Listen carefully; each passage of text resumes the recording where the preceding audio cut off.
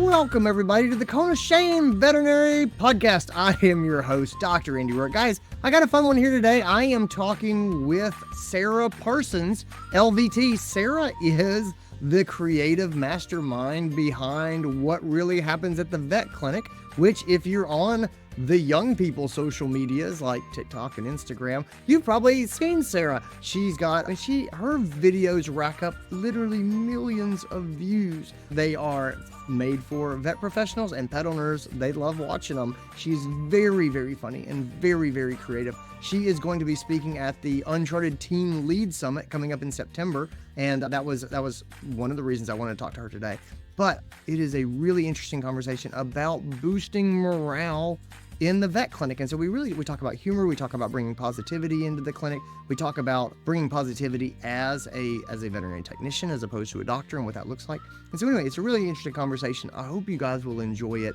Let's get into this episode. This is your show. We're glad you're here. We want to help you in your veterinary career. Welcome to the Cone of Shame with Dr. DrAndyRoark. Welcome to the podcast, Sarah Parsons, LVT. Thanks for being here. Hello. Thank you so much for having me. Y'all know I'm a huge fan. Oh, you're very kind. I am a huge fan of yours. It's like, it's almost the first time we're meeting. We met briefly at a dumpling restaurant one time, but the waiter was like, "Hey, sir, your table's ready." I was like, "I'm sorry, I have to leave." He's and like, so, "I must go." It was a very short conversation. Me. Yes. I was hungry. Like, okay, bye. Well, so for those who do not know you are very interesting. I've really enjoyed your work. So you are an LVT. You are probably one of the biggest veterinary social media influencers that is out there. You have, your handle is What Really Happens at the Vet. And so I think a lot of people are like, "Oh, it's that person. That's her." Oh, that crazy girl. You have a very distinctive style. Yeah. And yes, yeah. Thank you. So you're going to be speaking at the Uncharted Team Lead Summit, which is for lead technicians, leads, CSRs, receptionists, people like that. It is September the 18th. When this episode comes out, early bird registration will be going on. And when you're there, you're going to be talking about sort of boosting morale in the vet clinic. And I kind of wanted to talk to you a little bit, looking at your videos, looking at kind of what you do, and the impact that it sort of has. That's kind of what I want to get into. Are you okay with that? Yes, of course. I'm super excited to speak whenever it comes up. So, oh my gosh, I'm so excited. Well, it's funny. I watch a lot of your videos, and they remind me a lot of kind of stuff that I would do back in the day, as far as like that just you have. So what I admire most about you and why I'm such a fan of yours is you have this, you're goofy, you're silly, but you have such a positive humor, and it's really fun stuff. Like one of the videos I saw from you very recently was the different types of dogs getting on the dog scale. And yes, that was so much fun to film. You were so, you did not bail on the bit. Like you were so invested in each type of dog getting on the scale. And it was as ridiculous as it sounds, but it was also just joyful and fun and harmless. And the comment section was so full. Oh my gosh, yes. So full of people who were like, "Oh, that one. Oh, that's this dog. I saw this dog today." And it was this beautiful thing, Sarah, that like, I haven't seen it really in years. And like, social media is, and I have a lot of sort of mixed emotions about it, but at its best, the feeling of people who work in vet clinics to say, "Oh, everybody else sees this too." Yeah. Or it's that thing when somebody cracks a joke and you're like, "I thought I was the only person who was thinking that." And it's so funny because you feel so like, as like you're so part of a group that you didn't recognize that other people were having that experience. And so I just think you capture that so well. So talk to me a little bit. Let's kind of talk a little bit about your sort of social media resume. Like overall, you do a lot of stuff on Instagram and TikTok, things like that. Lay out for me kind of a little bit of like what you do and kind of how you got started with that. Sure, of course. So what really happens at the vet? Honestly, whenever I started, I did not think it was going to be as big as it got. Yeah. And whenever you look at social media, of course, we talk about the bads of social media. We talk about people using it as a platform, but it can be used as a platform for good or not so good. And we see a lot of veterinary professionals using it for a not really good side. There can be client bashing. There can be bashing with each other. People love to use social media as a place for them to feel connected, feel validated. And a lot of times that can be used for harm. And they keep going because it gets them engagement. It gets them comments. It gets them likes. There's that release of dopamine. We all know that social media isn't the greatest platform if used for harm. So whenever I started my social media, there was a couple videos that I would do here and there. And then I started realizing that people really responded to the ones that were funny and relatable because I know the industry and because I would put out these silly videos where people in the veterinary industry could relate to it and be like, oh my gosh, yes, that happens to us, or yes, oh my gosh. But it's just never put on display. I think that there's just this hidden part of veterinary medicine that I wanted to show people, that actually there's these funny stories that happens. There is these things that happen in veterinary medicine that you will only know if you work in the industry. And so I love putting out the videos that are funny, that are positive, and that show vet med in a good way. Because we all know the horrible side of vet med. It's euthanasia, clients, the hardships of veterinary medicine obviously get talked about a lot. Yeah. Well, I mean, I think, again, one of the things I just like so much about what you're doing is all the hardships of vet medicine are real, but your career is what you focus on. It really is. And like, if you go and you live in euthanasia world, that's what your practice is going to be. I don't know, a lot of people, anyway, I'm not trying to get into people's ideas about euthanasia as a good thing or a bad thing. And it's not that. But if you go in and live in the angry part of vet medicine, that's going to be the experience that you have in vet medicine. But if you go, and there's so many good, funny, wholesome things in vet medicine, and if you choose to live in that part or to focus on that part, you're just going to have a different day-to-day experience. And that's not trying to invalidate anybody. It's just our lives really are what we focus on. You can't focus on laughing at the video about the scale and also cry about the hard euthanasia at the same time. You have to pick one. And I'm not saying we do one and lock the other one out, but we can choose most of our day where do we want to live or where do we want to spend our time. And so I think that you do such this great job of pulling from those positive places. And then, one of the best parts about humor is the inside joke. It's everybody likes to feel like they're included in the joke. And I feel like your humor really hits on that. And I think the other part is, and I saw this way, like back in the day when I was getting started in social and in just sort of broadcasting and making videos and stuff, the best stuff was the stuff where the vet professionals were like, that's the inside joke. And the pet owners watched from the outside and they were like, oh, I can see how that would be. And so you're humanizing the vets or vet professionals in a really positive way. So I just think you do that so well. What's been your most popular video so far? Or did you have one that really kind of broke out and made you go, oh, wow, this is maybe something I should take more seriously? Well, I can touch on two really quick. The first one, the one that I went super viral, I posted a couple months ago. Most random one ever. I did not expect for it to go viral. Was this one where vet techs, whenever we see a dog with the black spots on their tongue, the black, pigmentation, and how it's kind of an inside joke with veterinary medicine. Oh, they're going to be a little naughty and whatnot, but it's not actually. We all know that that's not actually what happens. We know it's just pigmentation. It's not related to behavior at all. It's just this kind of like inside joke. Oh, they're kind of like a chow, blah, blah, blah, And so whenever I posted that video, that one went crazy viral. Half of the reason I think was people saying, oh my gosh, that's so true. And then the other half were like, what's going on? And they kind of wanted to know more. And they're like, my dog has those black spots. Does that mean he's a black dog? So I'm like, no, guys, that's not what it means at all. And then the other one that kind of was the whoa light bulb moment was the video whenever I had the underwear. Everyone has a story where the dog eats the underwear and it's not the wife's underwear and it's the mistress's.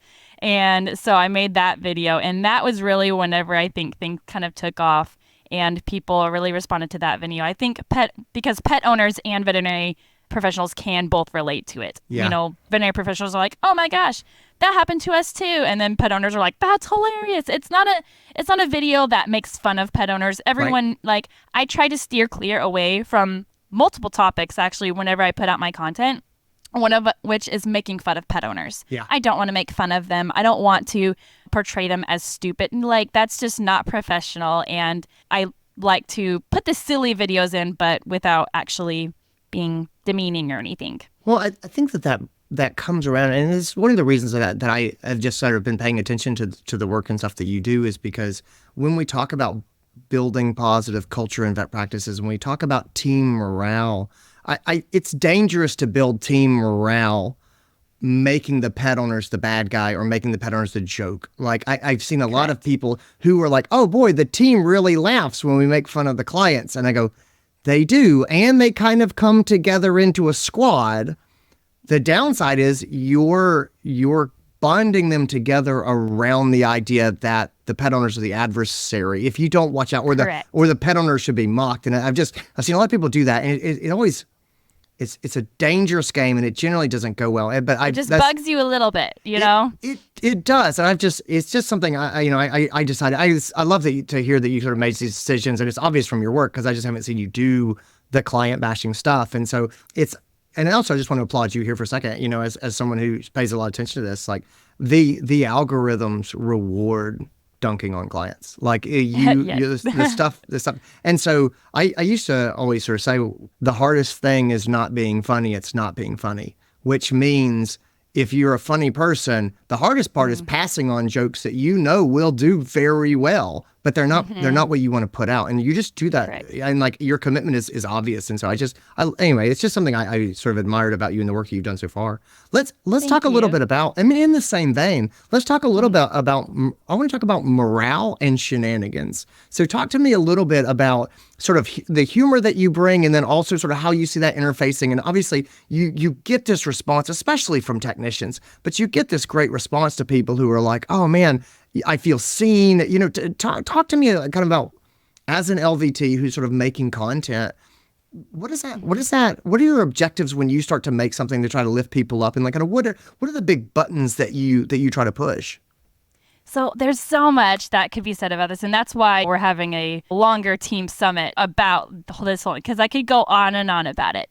But I think there's just so much that could be said about bringing positivity into the workplace, because we all know it is such a difficult workplace. It is just, there's so much emotionally going on that it can be very, very overwhelming. And so whenever people realize that they can have fun, you can joke around, you can poke a little fun at your veterinarians, you can do this, and it's going to be okay, you know, knowing the boundaries, then you can have such a fun time with your coworkers.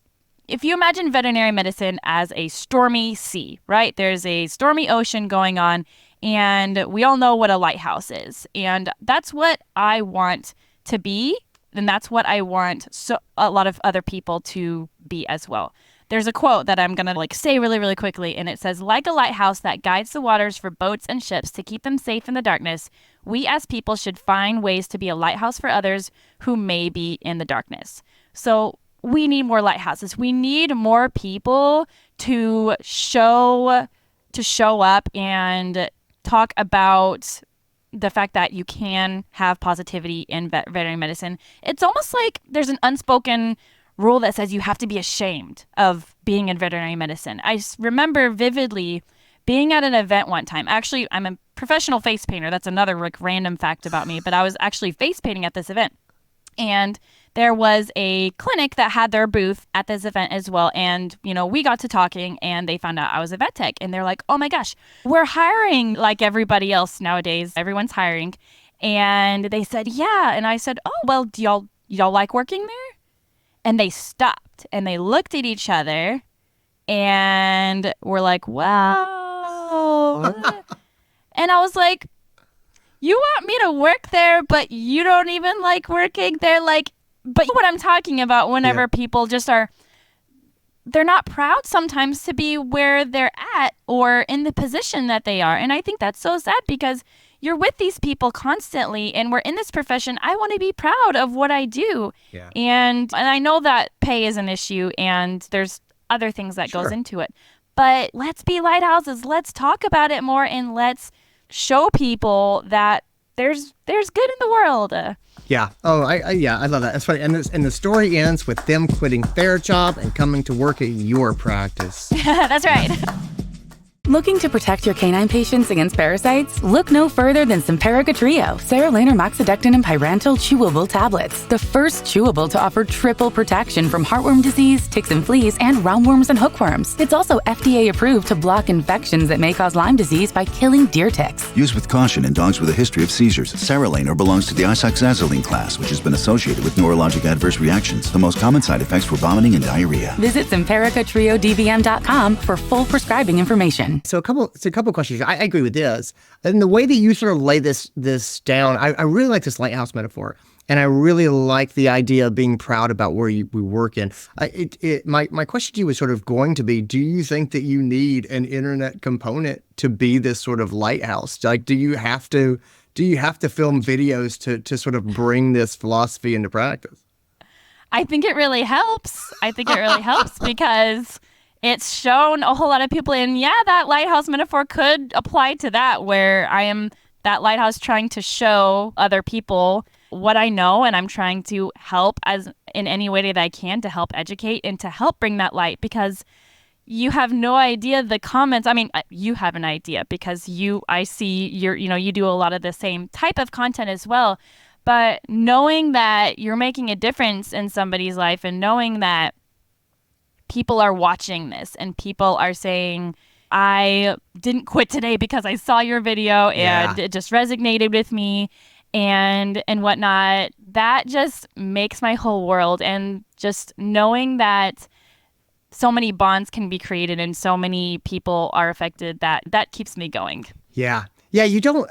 When you say that, that's totally true. You don't realize what people are going through, and every now and then you show up and you say nice things to people, or you decide that you're going to smile today. You decide that you're going to be encouraging. You stop that person and say something nice or positive to them. You give somebody some positive feedback, and a lot of times they go, "Oh, okay," and they just kind of go on. You never know when somebody really needed that, and you just gave it to them. Yes. In that vein, do you think you have to be funny to be a lighthouse like we're talking about? Oh, that's a good question. I don't think so. I think a lot of people resonate with the videos whenever I do talk about positivity and morale boosts and everything whenever it's not funny. But I think also people really love to relate and people love to laugh. So people love humor. People are coming home after a hard day of being a veterinarian or vet tech or whatever you are in the vet clinic, and they don't want to go and look at videos of just people bashing the field. They want to go and they want to be like, oh my gosh, yes, that's so true, or I did this today. So do you think that it helps to, so in the work that you do, and it's sort of, again, and going back to sort of morale, do you think it helps to be a technician? Yes. Or does it hinder, or is it a mixed bag? What do you think? How do you look at that? I think it helps. I think people do confuse me with the veterinarian a lot because there's just the videos, but I am quick to, correct them and everything. But I think it also really, really does help. And here is why. Veterinarians, and I started off this way as well, because I get a lot of veterinary technicians that follow me, and especially the baby veterinary technicians or vet assistants that are starting off. Yeah. And I can relate to them on the level that I used to be that person. I used to be super scared, self-conscious, and intimidated by all the veterinarians, whether you're new grad or not. And so the way that I poke light fun at the veterinarians, make fun of it, humanizes them as well. So you can talk to your veterinarians on the same level as anyone else, really. But I used to be so scared and intimidated, and if they would snap at me, I'm like, oh my gosh, my career's over. It was just so scary. And I don't think the veterinarians realize that either. They're just going on with their day. They're focused on whatever case they are. Yeah. They're on, and they don't realize that these baby vet techs are like, oh my gosh, like about to cry, And so I love to humanize them a little bit And the veterinarians, I love my veterinarians because they're okay with it. Yeah. They're okay with joking around on the fact that they can't tape catheters. They're Yeah. okay with that. So Yeah, it's that kind of humor. I think you do Yes. that really well. I mean, you punch up, which is what we sort of say in comedy of sort of, I would not make fun of technicians, but I'll make fun of myself and other doctors. And you know what I mean? Yes. And there's sort of those nuances in how we sort of make humor. But I think you give a great example of the veterinarians.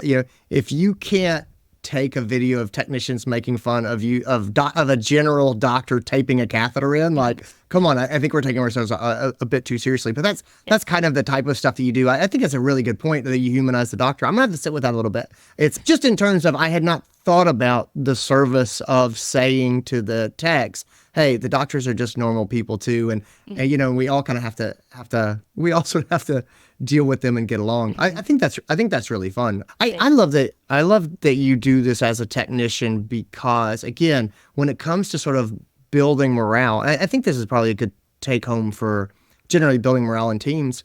As a veterinarian, I try very hard to come in and be positive and to be encouraging and lift people up. Which you do a great job of. Well, thank you. Which you do a fantastic job of. I love that you advocate for veterinary technicians as well, so applaud. Yay. Well, thank you. I appreciate that. But it's not lost on me that I'm not a veterinary technician. And if somebody wanted to say, well, he doesn't really have the same experience that we do, there's truth to that. And I wouldn't deny that. Go, yes, it's a bit different being a veterinarian. Like your position is different. Your job is different.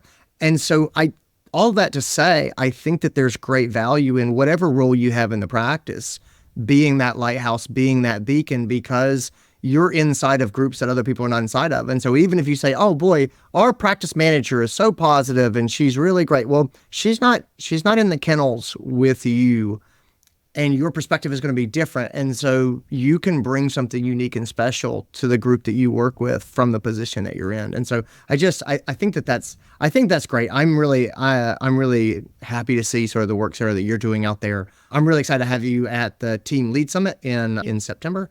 And thanks so much for being here. Where can people find you online? I'm sure there's people who are like, I want to see this black tongue video. The underwear video sounds fun. Let's take a look at that. Where can people find you? Oh, yes. Everyone loves a good underwear video. So y'all can find me on TikTok, Instagram, and Facebook under the handle at What Really Happens at the Vet. That's WAT, What Really Happens at the Vet. And you can also find my website, vettechsarahparsons.com. So any of those channels you can find me on. I super appreciate any sort of follows or anything. I love having, or seeing new faces and comments and everything. So yeah, I love it.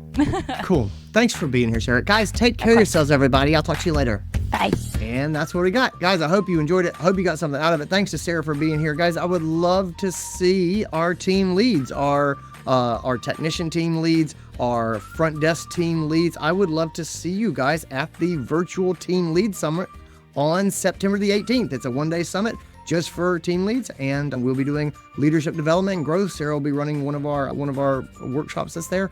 Anyway, it's going to be a great time. Guys, take care of yourselves. I'll talk to you later on.